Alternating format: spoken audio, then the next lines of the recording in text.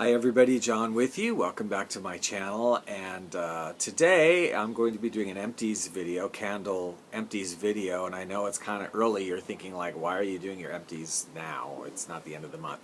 Actually, tomorrow night I'm going away for a week on a trip, and I won't be here until like into the first week of the next month. So I'm going to go ahead and do my empties video now, and then I'll do what I'm going to be burning in May when I come back at the beginning of May. So let's take a look at the candles that I burnt this month.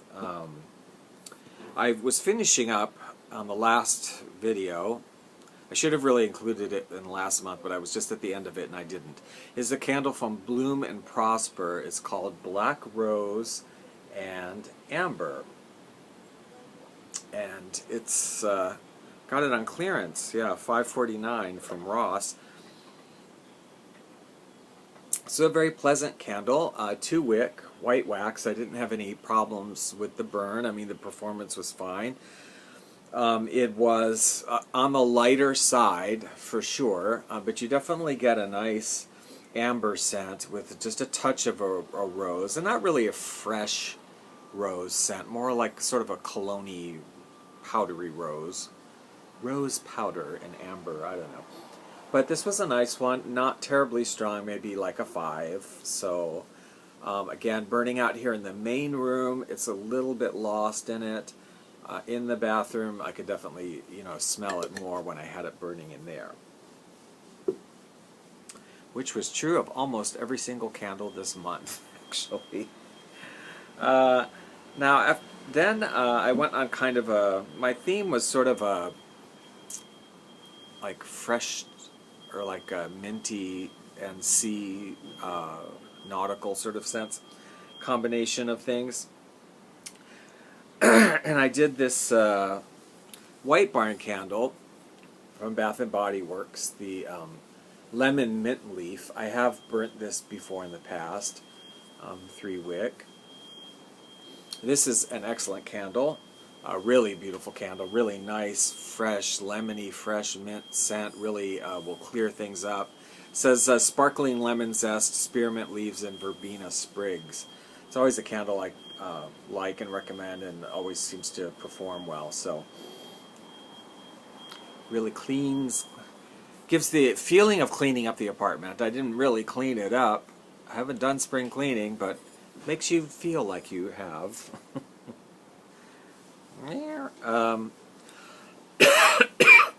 Something I was burning with it was, I had high hopes for this, and it was a beautiful scent, but extremely light.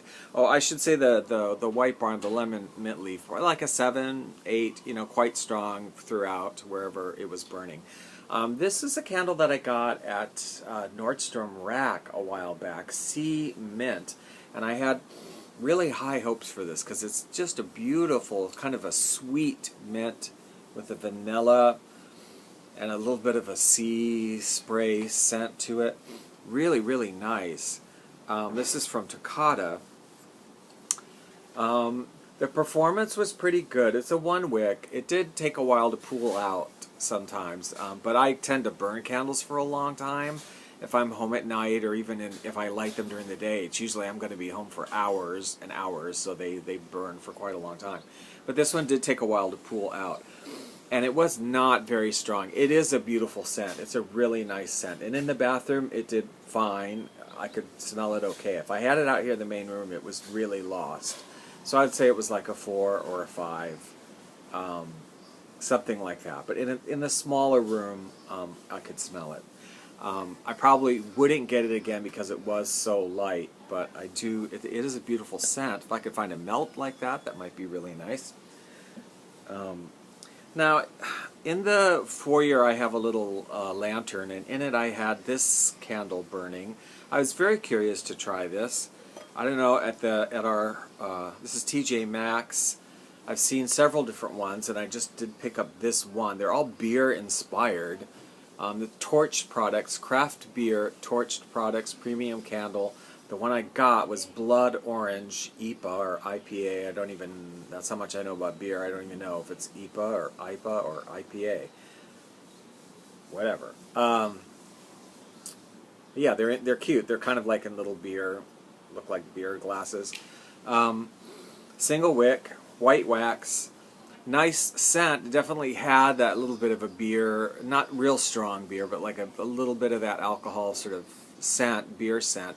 But the blood orange really came through. It was more of a like a fruit scent, you know, a rich fruit scent. But it was, you know, it was nice on cold. It wasn't extremely strong. I mean, maybe like a 5 on cold sniff.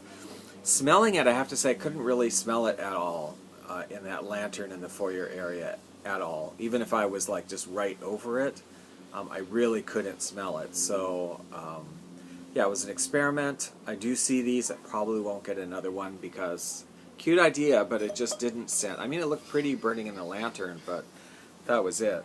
Couldn't smell anything. Then I picked up several of these at Ross, different scents, all sort of oceanic scents from, yeah, I can't even read it. Oh, Haven Street, Cascade Waves, Aquatic and Brisk. And they're all this 3-wick, nice size. The performance, pretty picture, pretty wax, well, white wax, but this had definitely like a powdery ocean sort of smell to it, and it was on the weaker side also, I'm sorry to say. Out here in the main room, couldn't really smell it much, maybe like a 4 or 5. I mean, if I stood right next to it or something.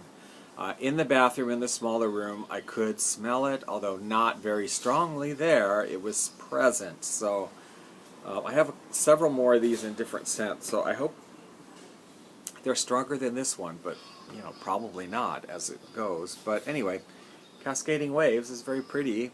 What was it? $7.99, so it wasn't like it was super expensive.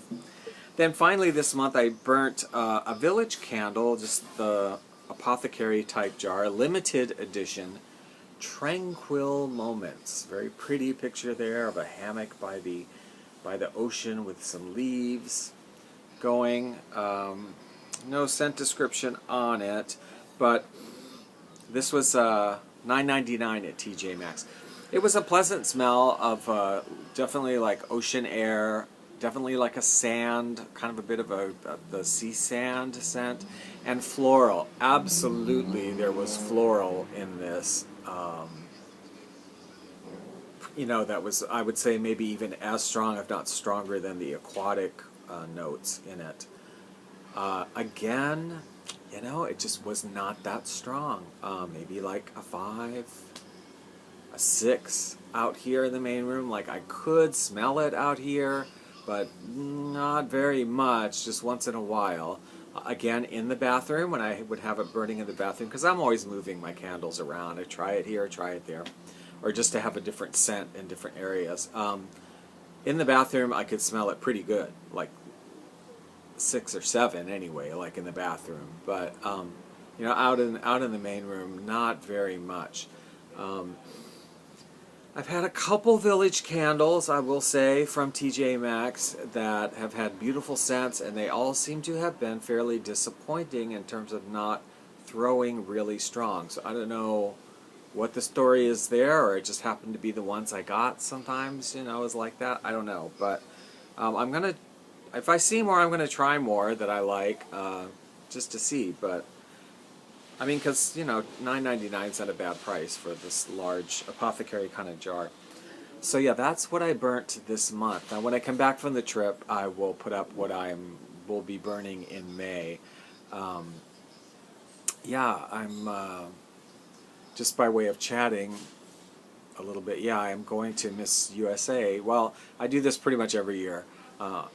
If you don't know already, I volunteer on the committee of the Miss Hawaii USA pageant, and so I help out with that, and then usually go to the Miss USA competition. This year it's in Reno. Never been to Reno, so that's the first time for me. And in fact, Miss Teen USA and Miss USA are being held in the same week. I love when they do that. so you can go to both of them. But it's a very busy week because you have a preliminary show for the teens, finals for Miss Teen USA, you have the preliminary show for Miss USA, and the finals, televised finals on Fox, May the 2nd, for Miss USA. And then you have these parties and gatherings because we all have like friends from the other states, the other state committees, and we have like on the Facebook pages and pageant fan pages and stuff where people all know each other. You get together and meet each other and have lunch and all this kind of stuff. So it's a very, very busy week. It's a lot of fun, but it's not really a vacation because you're busy. It's very social.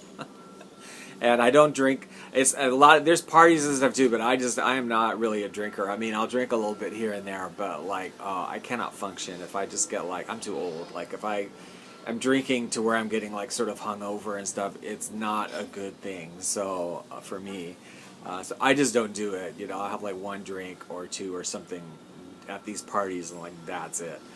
Otherwise, I just like can't function the next day, and then you're trying to go to rehearsal and see how your girl is doing or whatever, and you're like it's not good.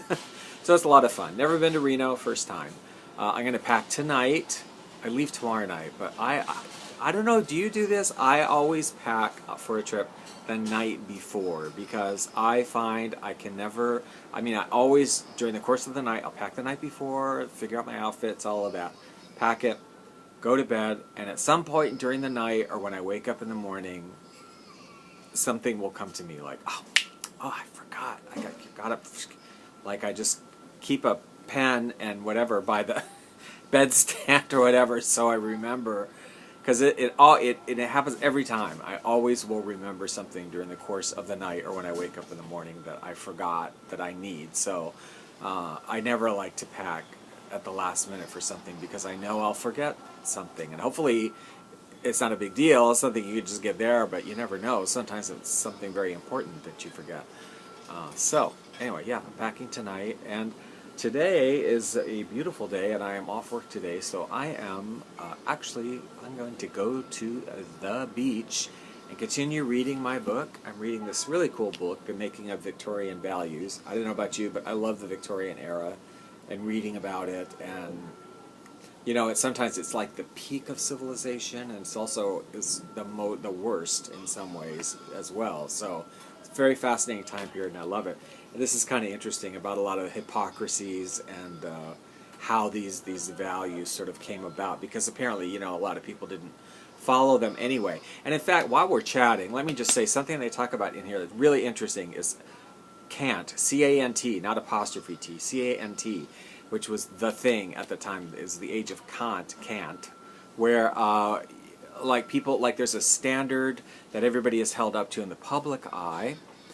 You're supposed to be this way, and good people are this way, and good people are that way, and this is the standard everybody is supposed to be held by.